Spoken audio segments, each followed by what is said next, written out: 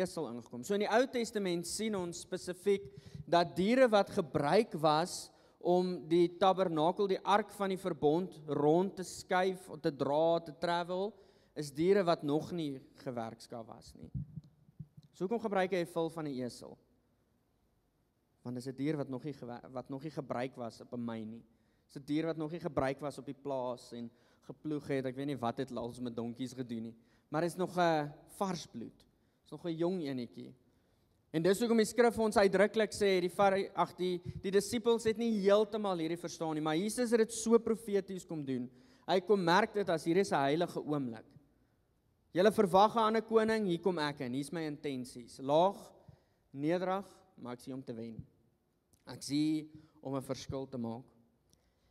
Sien so die uitkoms van hierdie dan is, hulle het 'n koning verwag, maar die koning wat hulle verwag het nie opgedaag nie. Die koning wat hulle verwag het, moet ons kom verslaan van die Romeinse ryk. Die koning wat opdaag, het gekom om die sonde te verslaan. Nie die Romeine nie, die sonde. So, het jy, ek wil gou rephrase, my woorde anders kies. Dis selfs vandag nog van toepassing, as ons kyk na hierdie hele storie. Gou 2 statistieke met jou deel. Het julle geweet, en hierdie is baie hartseer, 60 tot 80%, en hierdie is deur Barna gestudeer, gestatistiek, wat ook al. 60 tot 80% van alle gelowiges wat hulle geloof bely het in die Here, op 'n jong ouderdom val, op 'n laat 20 ouderdom weg. Dis baie. As ons dan nou 10 hierso is, op 'n jong ouderdom, ons kies die Here, vurig passie, 60 tot 80%, 6 of 8 van die 10 gaan op hulle geloof in die Here kant toeskuif. Hoekom? Ek gaan nou met julle deel, is 'n goeie vraag. Tweedens, by crusades, so dis nou hierdie groot crusades, hierdie is weer 'n statistiek wat hulle opgetel het, is net slegs 6 tot 10% van die wat vorentoe kom, en daar kom baie by crusades vorentoe. Slegs net 6 tot 10% van hulle is toegewyd op die lang duur. So weer eens die vraag, hoekom? Eerstens, want dit is gewoonlik 'n emosionele opsweep. Dis 'n emosionele reaksie. Hierdie is 'n feel good moment. Kom ons doen dit, die Here is vir my, hy gaan alles voor my verslaan. Selfs soos al hierdie wat gesien het en gehoor het, maar hierdie koning is op pad. Die ou wat almal gesond gemaak het, hy gaan in, great. Ons gaan nooit weer siek wees nie. Tweedens is teleurstelling oor onvervulde verwagtinge. Ons verwag dat God probleme onmiddellik gaan oplos. Tweedens is 'n ondiepte begrip van die evangelie. So dis weer eens, net gou in vandag se tyd, ons het 'n prediker gehoor, en ons kom nie uit die woorde nie. Ons het geleer, gee jou hart vir die Here, great, wat nou, figure it out. In plaas daarvan kom ons disipel jou. 4, aanstoot oor die koste van disipelskap. Daar's 'n gedeelte in Lukas 14, waar hulle die titel in die New King James is The Cost of Following Jesus. En daar's mense wat na Jesus toe kom en hulle sê, Here, ons wil U volg. En hy sê, die voëls het nessies, die diere op die grond het gaatjies, hulle het plekkies om te woon, maar die seun van mens het niks, het nie 'n plek om sy kop neer te lê nie. Hy kom spreek daar in 'n oomblikse tyd, dan is jy bereid om te volg as jy niks kry nie. En so gaan hy gedeelte aan. Laaste een is vervolging.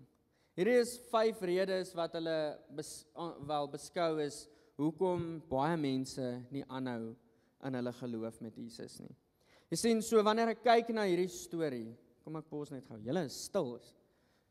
Is lekker stil. Ek neem aan die statistieke is goed vir jou. Wanneer ek kyk na hierdie gedeelte en die feit dat ons Palm Sondag vandag vier, is daar 2 gedagtes wat ek huis toe wil dryf. 3 gedagtes. Eerstens is, daar's 'n spesifieke koning verwag, en ek wil so 'n bietjie konteks gee in vandag se tyd, hoe lyk die koning wat ons verwag het? As ons onsself nou in hierdie mense se voete sit, hoe lyk die koning wat ons verwag het? Tweedens is, ek wil met jou deel, hoe lyk die koning wat ons gekry het? Ultimately is ons hier vir die woord, vir Jesus, want hy het ons kom red. So ek wil net soos gedagte deel oor of wie het ons gekry? En dan derdens, hoekom? Hoekom het hy hierdie strategie gekies? En met my klein kapasiteit van sy groot plan, gaan ek 'n stukkie met julle kom deel, hoekom hierdie? En dis nie die volle prentjie nie, want ek sal dit eendag eers verstaan. Okay, is julle gereed? Ons gaan baie skrif nou gou deur hardloop. So wat is die koning wat ons verwag het? Jeremia 29 vers 11. Julle kan dit volg sommer net, ek dink ek het dit opgelaai op die YouVersion. Ek gaan net gedagtes deel uit die skrif uit. Jeremia 29 vers 11. Ken julle hom? Ek ken die gedagtes wat ek teen julle het. Want ek weet watter gedagtes ek aangaande julle koester, spreek die Here, gedagtes van vrede en nie onheil nie. 'n Hoopvolle toekoms. Great, alles moet perfek wees. Hierdie koning is great om te volg. Met jou vers 10 gaan lees. Daar's uitdruklik gesê eers wanneer die 70 jaar verby is. Here, nou maar wat 'n vervolging beleef ek nou? Hy ken die planne. So baie skrif. Petrus, Jakobus, Matteus, almal van hulle. Paulus skryf dit oor en oor. En julle het hierdie jaar al baie by my dit gehoor en ek gaan dit weer sê. Broers, ag dit loutere vreugde wanneer beproewing kom. Jy sien alles, hy ken die planne vir ons. Planne van voorspoed en nie teenspoed nie. Teenspoed nie. Maar hierdie is baie keer die prentjie van okay, Here, wanneer ek U volg, ek ken die planne, want U ken die planne, ons is in veilige hande. Dit is so, dis absoluut die waarheid, maar moenie vers 10 weggooi nie. Moenie vergeet van broers, ag dit loutere vreugde. Is julle met my met daai? Tweedens, Psalm 37, vind jou vreugde in die Here, dan sal hy jou alles gee wat jou hart begeer. Ag, prys die Here. Here, ek volg U, my vreugde is in U, great. Waar is my bakkie? Kom. Daar's nou 'n paar op die mark, Here, enige een om te kies, om van te kies.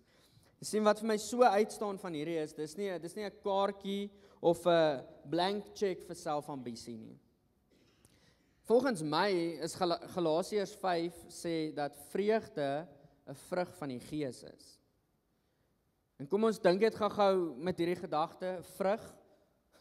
Het jy al 'n boom geplant, dan sal dadelik vrug. Dalk as hy klaar vrug gedra het en jy hom oorgeplant het. Maar 'n boom wat geplant word, ons het 'n pomeloboom al 7 jaar terug geplant. Hy het hier op die 3de jaar randomly 3 vruggies gedra en van daar af nog nooit weer nie.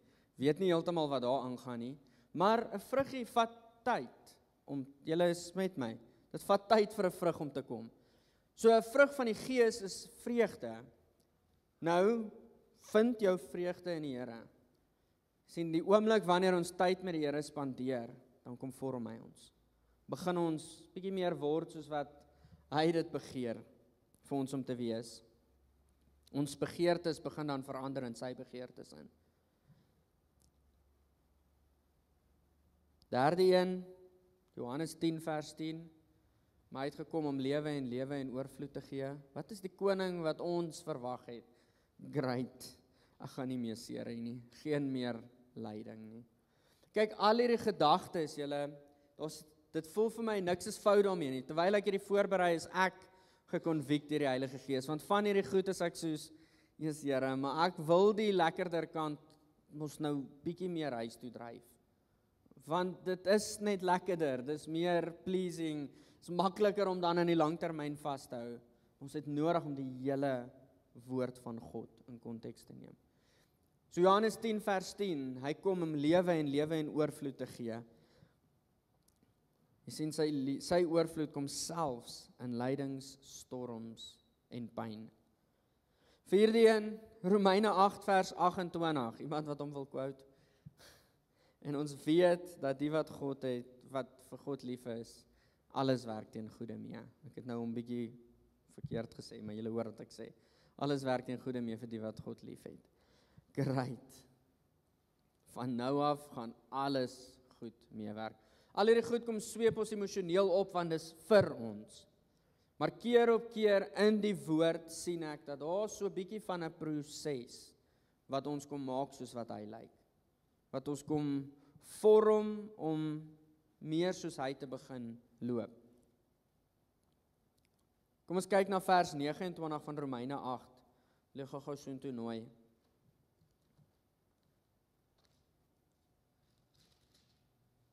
Niemand se Bybels blaai nie, is net myne. Romeine 8 vers 29. Onthou, kom ons lees van vers 28 af. En ons weet dat vir hulle wat God liefhet, alles ten goeie meewerk. Vir hulle wat na sy voorneme geroep is. Vers 29. Want die wat hy van tevore geken het, die het hy ook van tevore verordineer om gelykvormig te wees aan die beeld van sy seun. Alles werk teen goeie mee, sodat ons kan lyk soos wat hy lyk. Sodat ons kan word soos wat hy word. Julle die amens is bietjie stil. So, dit maak my bekommerd. 51, Filippense 4 vers 13. Ek is tot alles in staat deur die Here wat my krag gee. Hierdie week het dit my gechallenge, want ek het hierdie al vroeër voorberei en hierdie week my accountability partner op die fiets sit hierso. Hierdie week het ek nou maar 'n harde effort ingesit. Ons het hard gewerk en heeltyd ek soos kan alles doen deur die wat my krag gee. Ek kan alles doen en ek is soos op 'n kol. Ja, dit is so. Ek kan. Maar Paulus skryf in die vorige vers, hy sê, toe ek niks gehad het en toe ek alles gehad het. Ek kan alles doen. Nie net wanneer dit goed gaan nie, met alles. Wanneer ek alles het, wanneer ek niks het. Alles werk ten goeie mee. Ekskuus, ek vat nou Romeine 8. Ek is tot alles in staat deur Christus wat my krag gee. Nietemin, ek het nog steeds dit vir myself gesê, terwyl ek fietsry, want ek is tot alles in staat. Here, dankie dat U my krag gee om aan te hou. Laaste een, Markus 11 vers 24. Daarom sê ek vir julle, alles wat julle in gebed vra, glo dat julle dit ontvang het en julle sal dit verkry. Kan ek net asseblief by wyse van hande kry? Wie het hierdie al baie letterlik gemaak? Ek het al, julle is eisters. Julle is baie beter as ek. Weereens het ek al vir die Here in baie geloof gevra vir my bakkie. Maar ek het nog nie ingekry nie. Maar ek weet 10-1 hoekom, want nou is ek nie meer 'n huge bakkie fan nie. Maar anyway, hy weet wat ons nodig het. 1 Johannes 5 vers 14, as ons vra volgens sy wil. Ons kleer dit net bietjie in. As ons vra volgens sy wil, dan sal ons ontvang. Kom ons gaan oor na, wat is die koning wat ons toe wel ontvang het? So daar is nou alles, ons kan 'n ewigheid lank aangaan. Wel, ewigheid is baie lank. Kom ons kan 'n paar dienste aangaan, net op hoe is die koning wat ons verwag het. Elkeen van ons se situasie lyk anders. Elkeen van ons, die manier hoe ons groot geword het, die manier of die challenges wat voor ons, almal van ons se situasies lyk anders. Daar is net 'n klomp kerngedagtes hierdie week. Maar kom ons kyk na, wat is die koning wat ons ontvang het? Heel eerstens het die skrifgedeelte dit nou net vir ons baie mooi gesê. Gequote uit Sagaria 9 vers 9 sien ons dat ons koning kom op 'n lae status dier in die stad ingestap. Hy's 'n nederige koning. Hoe lyk die koning wat ons ontvang het? Dis 'n nederige koning. Is 'n koning wat voete gewas het. Filippense 2 vanaf vers 7 tot 8 is weer, ek het verlede week ook daarna verwys, die kenosis van Jesus. Dis waar hy mens geword het. Koningskap neergelê en die vorm van 'n mens aangeneem. Afhanklik van die Heilige Gees het hy hierdie lewe gestap, hierdie journey gestap. Jy sien, hy het nie 'n troon vereis nie. Wil amper die volgende sê, hy het voete vereis. Hy het vereis om voete te was. Ons het baie wat ons kan leer by hierdie koning, maar Here, hierdie is mos nou nie die lekker deel nie. Dis die koning wat ons ontvang het. Ons het 'n regverdige koning ontvang, tweede een. Ons sien in Jeremia 23 vers 5, wil ek gou vir julle lees. Kyk, daar kom daar, spreek die Here, dat ek vir Dawid 'n regverdige spruit sal verwek. En as koning sal hy regeer en verstandig handel en reg en geregtigheid doen in hierdie land. Sien die verwagting dat die koning instap as 'n koning, is nie verkeerd nie, want dis wat die woord ons herinner. Maar wat ek en jy moet onthou is, ek gaan die 6de punt net na verwys, ons het 'n koning wat weer terugkom. En dan is die skrif duidelik dat hy kom op 'n perd. Hy kom dan met hierdie duidelike beeld dat hy gaan oorlog voer. Maar vir nou kom hy op 'n nederige manier. En nou kom hy in sy nederigheid nog steeds regverdig. Regverdig, dit is so 'n wye konsep. Dit beteken 'n paar goedjies. It means fairness, morally perfect. Hy kom in waarheid. Maar een van die mooiste goed rondom regverdigheid is a condition acceptable to God. Hy kom in 'n manier wat aanvaarbaar is vir God. Dis die koning wat gekom het. Derdens 'n koning van vrede. Die gedeelte wat ons op Kerstyd baie lees, waar kom 'n seun en een van die gedeeltes is hy's die ewige Vader, die prins van vrede. Kom. Dis die koning wat ons ontvang het. Hy oorwin nie deur mag nie, maar hy oorwin deur getransformeerde harte. Baie belangrik. Want hierdie bou tot waartoe ek nou met ons gaan deel as afsluit. Vierdens kry ons 'n koning wat gelei het. 'n Koning wat seer gekry het en ons gaan volgende week bietjie daaroor praat. Volgende naweek is Paasnaweek, ons is Vrydag, het ons goeie Vrydagdiens, Sondag het ons opstanding Sondag. Ek wil julle nooi om saam met ons te kom kuier. Allah gaan net nou bietjie meer oor dit sê. Maar hy's 'n koning wat deur shots is vir ons. Skrif kan julle op YouVersion kry. Hoor gou hierdie gedeelte. Hy's 'n koning wat 'n doringkroon gedra het sodat ons 'n kroon van lewe kan kry. Hy het 'n doringkroon gedra sodat ons 'n kroon van lewe kan dra. Vyftens, die koning wat ons ontvang het is 'n oorwinnende koning. Kolossense 2 vers 15. Nadat hy die owerhede en magte uitgeklee en hulle in die openbaar tentoon gestel het en daardeur getriomfeer het. Hy het oorwin.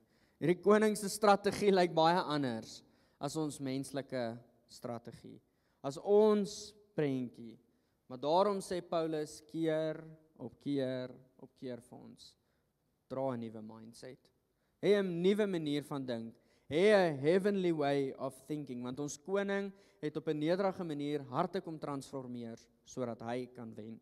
En dan laastens 'n terugkerende koning, 'n koning wat weer gaan terugkom. Handelinge 1 vers 11 sê vir ons dat toe hy opgeneem is op die wolke, kom daar 'n engel en hy sê vir hulle, hoekom kyk julle nog so, soos wat hy opgegaan het, gaan hy terugkom. Ons koning kom terug, en soos wat ek nou my vooruit gegaan het, ons koning kom dan terug op 'n perd. Dan kom hy om oorlog te voer. So, een van die goed wat aan my geopenbaar is, terwyl ek die Here vra, hoekom hierdie strategie, is die volgende, sodat die kerk geaktiveer kan word. Sodat ek en jy as gelowige 'n stem gegee kan word. So ek het gou 'n illustrasie. Carly sal gou vir my vorentoe kom. So ek het met Carly gereël dat sy nou nie met 'n rooi gesiggie staan nie. Wag eers voordat jy hom kry. So Carly het verjaar Vrydag. Net so eenvoudige illustrasie. Julle weet, deesdae probeer ek en hou ek van eenvoudige illustrasies. Carly het Vrydag verjaar. Carly, sal jy 'n bietjie vir hulle vertel, wat het jy gedoen? Wat was vir jou lekker? Okay, so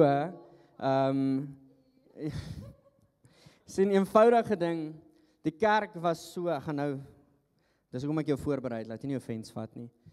Ek het nou vir haar eenvoudig gevra om julle iets te vertel, sonder om haar 'n mikrofoon te gee. Die kerk het nie 'n stem gehad nie. Die kerk het nie 'n plek gehad om iets te sê nie. Maar ons koning het gekom en hy het vir ons 'n mikrofoon gegee. Okay, wag, jy moet jy 7 sekondes wag met daai mikrofoon. Okay, dis reg, nou kan jy ons vertel. Okay, so ek het skool gegaan. Okay, maar nog steeds het die kerk vir ons, die kerk se stem was daar, maar hy was onduidelik. Maar okay, nou sien ons in Romeine 8 die volgende. Moet ek nou skryf? Nou kan jy gaan op die mikrofoon. So toe het ons die aand gaan uit eet en saam met vriende net bietjie tyd saam spandeer. In Romeine 8 sê dit vir ons is in die covering van God. So nou skielik het ons stem krag gekry. Nou skielik het ons koning nederig ingekom. Dankie Carly, ek waardeer jou. Kan ons al celebrate vir haar verjaarsdag? Baie eenvoudige voorbeeld, maar mag dit huis toe gaan. Ons het nie 'n stem gehad nie. Ons koning kom nederig in, gee vir ons 'n stem, en dan in Johannes 14 sê hy gee vir ons 'n helper. En hy kom maak die ander stemme stil. Skielik het ons 'n stem. So wat kom sê die koning vir ons? Skus julle, ek hardloop so 'n bietjie oor tyd, so ek gaan net na die skrif toe verwys. Eerstens is, hoekom het hy hierdie strategie gevolg? Eerstens, In Matteus 28 vers 18 tot 20, baie bekende gedeelte vir almal van ons. Gaan dan heen. En wat het hy kom doen? Hy het vir die kerk geaktiveer om in autoriteit te loop. Nie net, okay, ek het gekom, nou moet julle gaan nie. Gaan in autoriteit. Gaan want ek het jou gestuur. Nou is die mikrofoon van die vyand skielik stil gemaak. So wat het hy gedoen vir my en jou? Hy het ons 'n stem kom gee. Dit beteken ek en jy kan loop, ek en jy kan 'n stem wees. So wat beteken dit dan nou? Hoe pas ons dit toe in vandag se tyd? Ek het hierdie wil ek eerstens net gou sê, nee, ek het dit by punt nommer 3 gesê. Eerstens is ons moet ophou om kerk te speel en ons begin kerk wees. Julle het dit al gehoor. Ons kan nie net 'n Sondag groep mense wees wat saam wees nie. Nou het die Here ons 'n stem kom gee om buite te begin loop in mag. So waar moet die disippelskap gebeur? Moet dit hierso gebeur? Ja, dit moet hier gebeur, want anders is dit mors. Dit is nie net 'n motiveringspraatjie nie. Daar buite waar jy gaan, moet jy koninkryk verteenwoordig. Moet dit lyk of jy in vryheid loop, dat jy nie meer onder die mag van sonde is nie. Dat dit lyk of jy vrygekoop is. Ons begin die krag van God. Ons begin die krag van vryheid dra in skole, tronke, regering en besigheid. Julle het al gehoor van daai gedeelte, miskien is jy die enigste Bybel wat mense lees. Stuk van dit is waar, stuk van dit, ons kan debatteer daaroor. Maar miskien is jy die enigste stukkie wat iemand met lig te doen het, daar buite. So nou moet ons besef, die lig wat ons mee loop is nie 'n China light nie. Dis 'n fris liggie. Dis een wat mense se koppe draai, hier is 'n lig wat skyn. Julle is met my?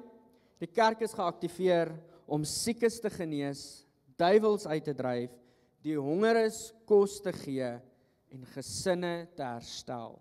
Julle, daar's 'n massiewe aanval op families. En met hierdie gesê, spring ek die aankondigings voor. Ek voel so op my hart om met gebed môre aand, hierso is julle uitnodiging, kom bid saam met ons, intens vir families in te tree, vir huwelike in te tree. Huwelike is onder 'n massiewe aanval, en hier is jou uitnodiging om saam met ons, die stem wat jy gegee is, te kom lig. Amen. Dankie, julle is almal hierso. Hierdie is nie 'n opsie nie, dis 'n opdrag. Nie myne nie, die voetgesinne, die herstelgesinne. Dis nie 'n opsie nie, dis 'n opdrag, want ons is 'n stem gegee. Tweedens, ons is geroep om saam met hom te heers. Romeine 5 vers 17, kan ek jou vra om net gou saam met my daartoe te blaai?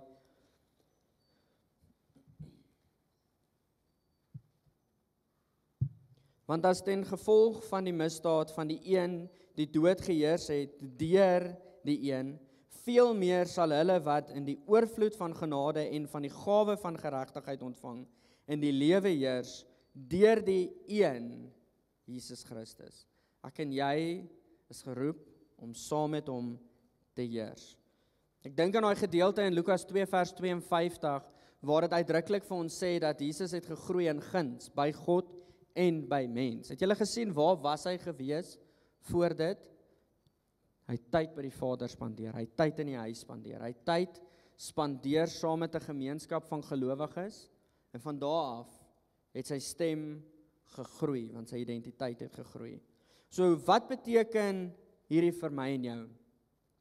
Hierdie beteken dat ons kan anders leef as gewoonlik. Hoe lyk dit? Dapper, heilig, dapper, die Afrikaans, die Engels, to be bold, heilig, vrygewig, gevul met geloof. En hierso baie belangrike ding, ons is nie geroep tot hoogmoed nie. Weet julle wat vir my sad? Voel vir my hoe hoër die range geklim word in die kerk, hoe meer hoogmoedig word mense. Dis bietjie hartseer, want dis nie die voorbeeld nie. Ons is nie geroep tot hoogmoedigheid, maar ons is geroep om bold te wees. So ons moet daarso die definisie trek. Mense kyk my vreemd aan. Ons oorwin sonde, vrees en depressie, nie deur weg te kruip van die wêreld nie, maar deur in oorwinning te loop. Hierdie is wat hy kom moontlik maak het deur op 'n donkie in te stap.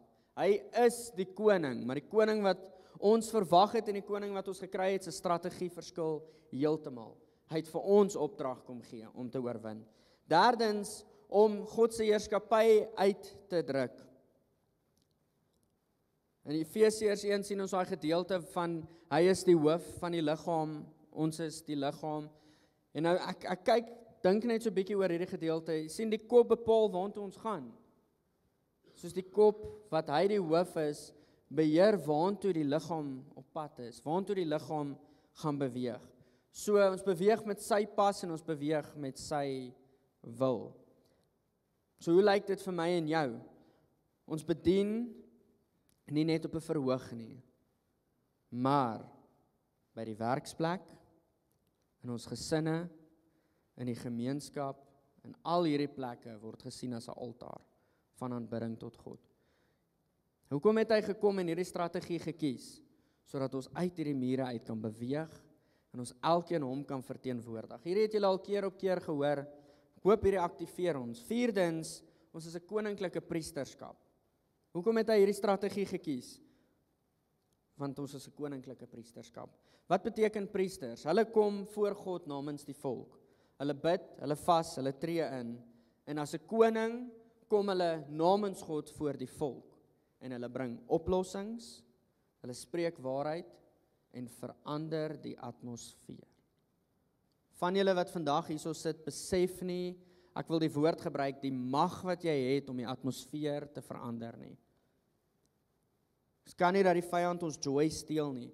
Ons moet hom verteenwoordig. Ek het 'n wragtig gemis wat ek nou amper vooruit gespring het. 'n Liggaam wat net een keer 'n week beweeg, gaan baie sieklik wees.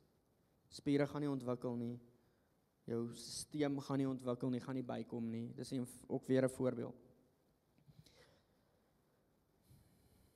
Vyftens, ons hierdie sluit so aan om te heer saam met hom. Ons is 'n ambassade van die koninkryk van God, 2 Korintiërs 5 vers 20. You are ambassadors for Christ.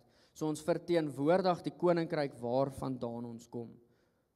Met dit moet ons die koninkryk waarvandaan ons kom ken. Hoe ken ons hom? Deur tyd te spandeer.